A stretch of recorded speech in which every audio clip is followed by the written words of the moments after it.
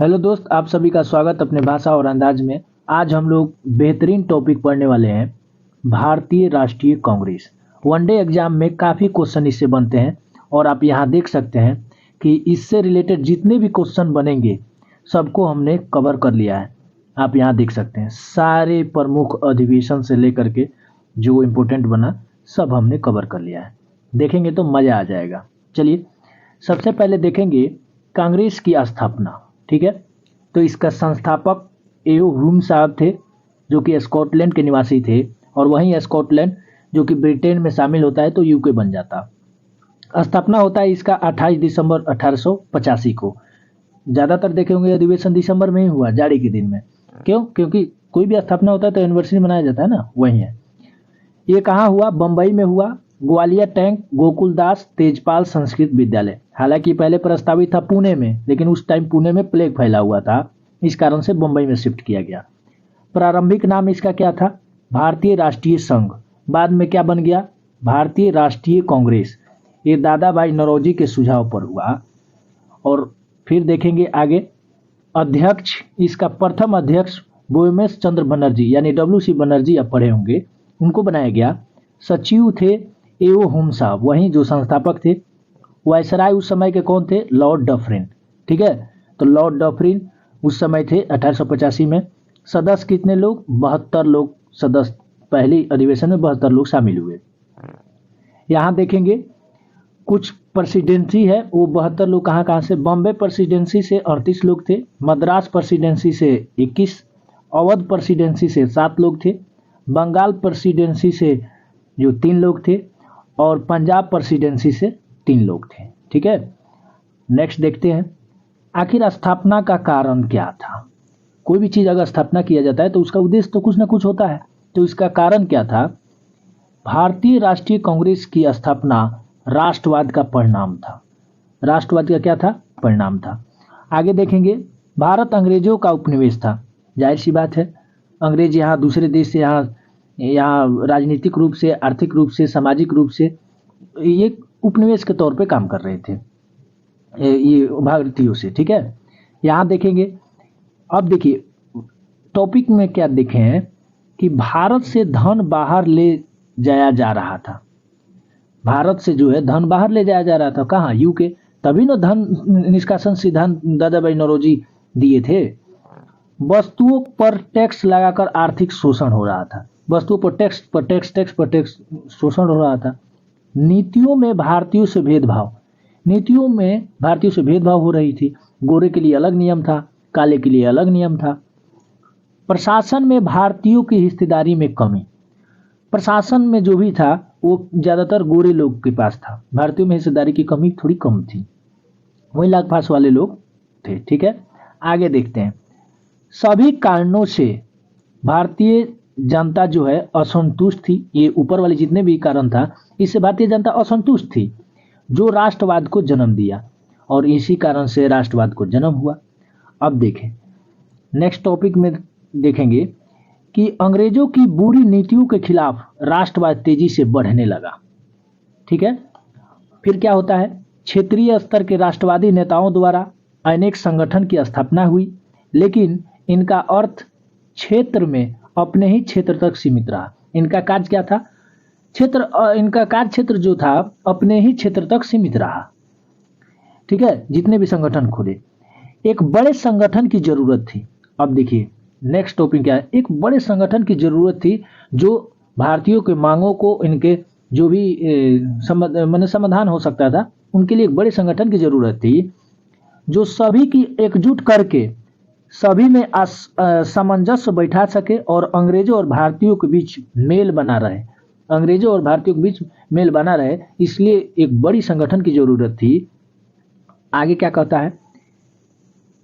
अंग्रेजों के लिए काम कर रहे एक सेवानिवृत्त सिविल सेवक, अंग्रेजों के लिए काम कर रहे थे, एक IAS थे ये, एओ ह्यूम साहब। इनके द्वारा संगठन की स्थापना की गई भारतीय राष्ट्रीय कांग्रेस। ठीक है, इनका कार्य क्या था? अब स्थापना तो हो गया, अब कार्य क्या था इनका? देश में प्रमुख समस्याओं पर विचार विमर्श करना तथा निर्णय करना कि आगे क्या कदम उठाना चाहिए। इनका काम ये था। पॉइंट में देखेंगे 1905 तक कांग्रेस अपनी मांगों को याचना प्रार्थना पत्र द्वारा अपनी मांगों को पहुंचाते थे जो नरमपंथी दल के नेता थे। 1905 तक जो भी कांग्रेस अपनी मांगों को याचना प्रार्थना पत्र के द्वारा ही मांगों को पहुंचाते थे कि सरकार हुजूर कर दिया जाए, बहुत दिक्कत तकलीफ हो रहा है, इस तरीके से लोग करते थे, वे नरमपंथी कहलाए। और आगे देखेंगे पॉइंट में, जैसे जैसे लोगों का समूह कांग्रेस अधिवेशन में जुटते रहे, अब तो बड़ा संगठन बन गया, अब इसमें लोगों का जुटाव जमवाड़ा लगने लगा, जुटते रहे, नए नए विचारधाराओं जैसे गर्मपंथी क्रांतिकारियों का जन्म हुआ जो अंग्रेजी सत्ता से अपनी मांगों को लड़कर पूरा करना चाहते थे। जहाँ नरमपंथी अपनी याचना और प्रार्थना पत्र के द्वारा पहुंचाते थे, वहीं गर्मपंथी और क्रांतिकारियों का क्या था, लड़कर पूरा कराना चाहते थे, जिससे लेकर कांग्रेस दो भागों में बट गया। और पहली बार कांग्रेस 1907 में सूरत विभाजन, जिसको आप नाम से जानते हैं, 1907 में बट गया। यही सब चीजें थी। और देखेंगे पहला 4 अधिवेशन जो ये बड़ा संगठन भारतीय राष्ट्रीय कांग्रेस हुआ, इसमें सभी धर्मों को लोगों को जोड़ने का प्रयास किया गया। तभी आप देखिए यहाँ पहले अधिवेशन WC बनर्जी जो कि हिंदू थे, दूसरे दादा भाई नौरोजी करते हैं जो कि पारसी थे, तीसरे बदरुद्दीन तैयब जी जो कि मुस्लिम थे, और जॉर्ज यूले जो कि ईसाई थे। यहाँ सभी धर्मों को एक मंच पर लाने का प्रयास किया जा रहा था। ये पहला 4 अधिवेशन से आपको पता चल जाएगा। पहला हुआ 1885 में, फर्स्ट अधिवेशन बंबई में हुआ, WC बनर्जी थे, इसमें 72 लोग शामिल थे। दूसरा होता है 1886 में जो कि कलकत्ता में होता है, दादा भाई नौरोजी अध्यक्षता करते हैं, 434 सदस्य थे। आप यहाँ देख रहे हैं कि पहले में 72 लोग, वहीं दूसरे में 434 लोग, यानी लोग धीरे धीरे जुट रहे थे यहाँ। ठीक है, अब देखिए तीसरा अधिवेशन होता है 1887 में, कहाँ जी, मद्रास में।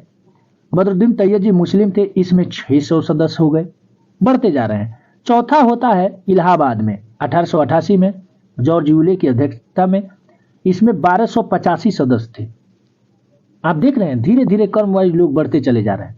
आगे देखेंगे, पहले ही बता चुके थे, प्रथम अधिवेशन पुणे में आयोजित होना था, लेकिन पुणे में जो है प्लेग फैल जाने के कारण यह अधिवेशन बंबई में आयोजित हुआ, यानी शिफ्ट किया गया। ठीक है, यहाँ कुछ आप देख रहे हैं मैप, इस मैप के माध्यम से हम लोग देखेंगे सबसे ज्यादा 10 बार कलकत्ता में अधिवेशन हुआ, 1888 में, 1890 में, 1896 में, 1901 में, 1906 में, 1911 में, 1917 में, जो कि पहली महिला एनी बेसेंट करती हैं, 1920 में, 1928 में और 1933 में। ठीक है, 1933 वाले भी महिला करती है, नीलिन सेन गुप्ता। ठीक है, यहाँ देख लेंगे। मद्रास में, उसके बाद मद्रास में सबसे ज्यादा होता है, देख लेंगे 7 गो, 1887 में, 1894 में, 1898 में, 1903 में, 1908 में और 1914 में और 27 में। ठीक है, यहाँ देखेंगे।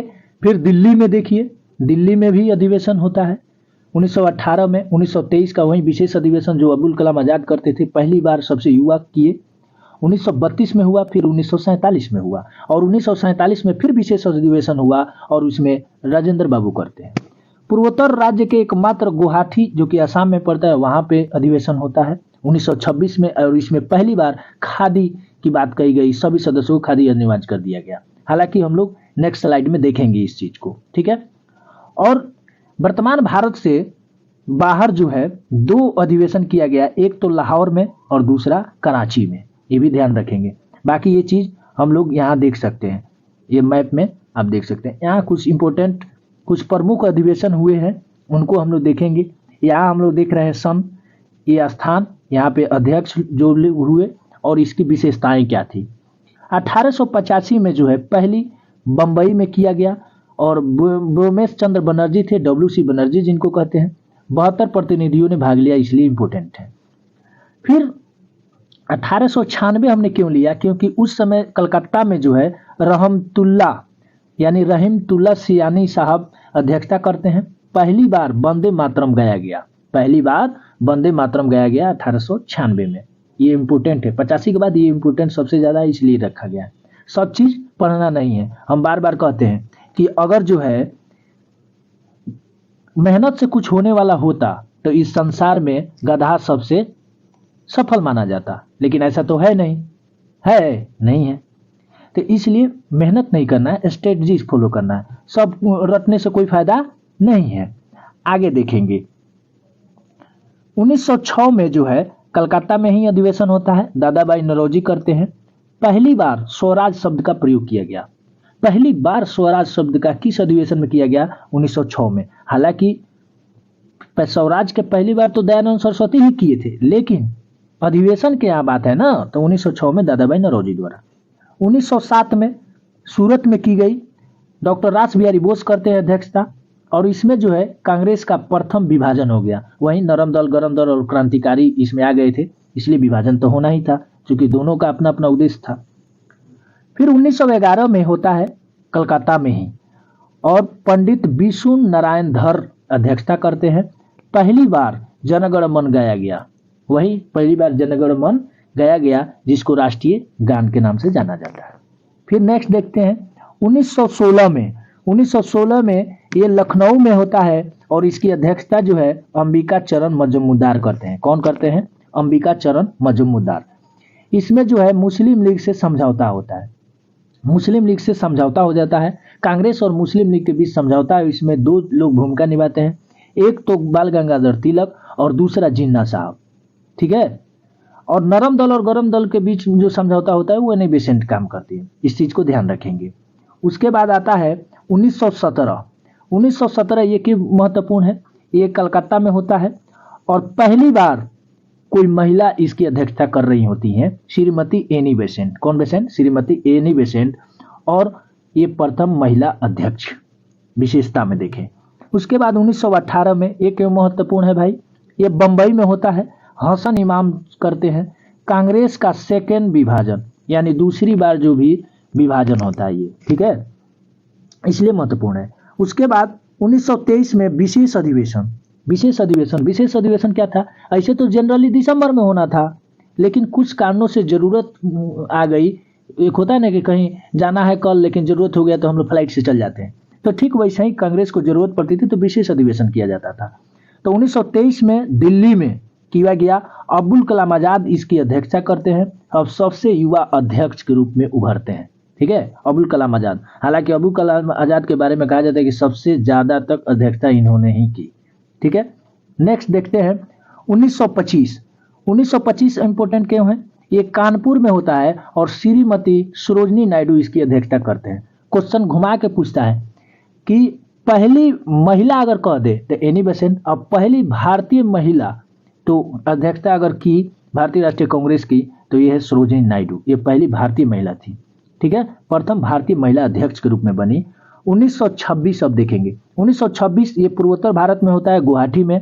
श्रीनिवास अयंगार साहब ने करते हैं, और जो है ये खादी वस्त्र अनिवार्य कर दिया गया। जितने भी कांग्रेस के सदस्य भाग लिए थे सबको खादी वस्त्र अनिवार्य कर दिया गया इसमें, ठीक है। और देखिए नेक्स्ट देखेंगे 1929। 1929 क्यों इंपॉर्टेंट है? काफी इंपॉर्टेंट क्वेश्चन बन जाता है, यहाँ से बार बार पूछा जाता है। ये लाहौर में होता है, और JL नेहरू साहब करते हैं अध्यक्षता।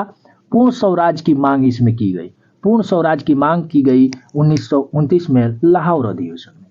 1937 अब देखेंगे फैजपुर। ये फैजपुर लखनऊ के पास है, JL नेहरू ही पुनः करते हैं। यह गांव में आयोजित होने वाले प्रथम अधिवेशन है, गांव में आयोजन करने वाले ये प्रथम अधिवेशन है, ठीक है। नेक्स्ट देखेंगे बिहार। चूंकि बिहार से जो भी BPSC दे रहे होते हैं, चाहे बिहार दरोगा हो चाहे अभी बिहार शिक्षक है, इसमें इंपोर्टेंट बन जा रहा है बिहार अधिवेशन। तो बिहार अधिवेशन पहली बार 1912 में, जो कि 27वां था, बांकीपुर में हुआ, पटना के बगल में है। अध्यक्ष कौन थे? RN माधोलकर साहब थे। कौन थे? RN माधोलकर साहब। फिर 1922 ईस्वी में होता है वो जो था अधिवेशन 37वां था, गया में हुआ। अध्यक्ष किए थे चित्तरंजन दास। कौन दास? चित्तरंजन दास। फिर चूंकि उस समय बिहार और झारखंड एक ही था, तो 1940 में होता है 53वां अधिवेशन रामगढ़ में। रामगढ़ अभी वर्तमान में झारखंड में है। अध्यक्ष करते हैं अबुल कलाम आजाद, ठीक है। और एक इम्पोर्टेंट ये भी बन जाता है कि महात्मा गांधी जो है 1924 में बेलगाम में अध्यक्षता की। मात्र एक ही बार अध्यक्षता की है महात्मा गांधी बेलगाम, जो कि कर्नाटक में पड़ता है, 1924 में। ठीक है, बाकी चीज हम लोग सब देख लिए जितने भी इम्पोर्टेंट है। ठीक है, यहाँ से हम लोग देखे थे भारतीय राष्ट्रीय कांग्रेस